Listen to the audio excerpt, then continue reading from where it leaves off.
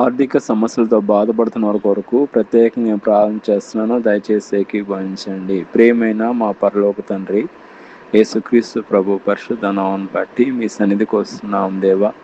ఎక్కడైతే ఇద్దరు ముగ్గురు మీ నామంలో కూడి ప్రార్థన చేస్తారో అక్కడ మీరు ఉంటానా దేవా. మీకు స్తోత్రం నాయన. ఈ సమయంలో ప్రత్యేకంగా ఆర్థిక సమస్యలతో బాధపడుతున్న వారి కొరకు నేను ప్రార్థన చేస్తున్నాను. ఆర్థిక సమస్య నుంచి విడిపించండి. అబ్రహాం దేవ, ఇస్సాక్ దేవ, యాకోబ్ దేవ. అబ్రహాం దీవించండి, ఇస్సాక్ దీవించండి, యాకోబ్ దీవించండి ఆయన. ప్రత్యేకంగా ఎవరైతే ఆర్థికంగా ఇబ్బందులు ఉన్నారో వాళ్ళని జ్ఞాపకం చేసుకోండి. ఆర్థిక ఇబ్బందుల నుంచి, ఆర్థిక సమస్యల నుంచి విడిపించండి. తక్షణమే వాళ్ళని ఆశ్రయించండి. అన్ని విషయంలో ఆదుకోండి. మీ యొక్క వాక్యం సెలవిస్తున్నది.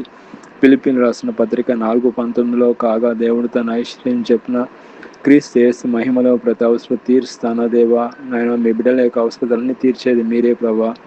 విశ్వాసంతో ప్రార్థన చేస్తుండగా మీరే గొప్ప కార్యం చేయమని, మీరే మహింపరచుకోమని, ప్రతి ఒక్కరిని దీవించమని ప్రభువైన యేసుక్రీస్తు నామములో ప్రార్థన చేస్తున్నాం తండ్రి. ఆమేన్.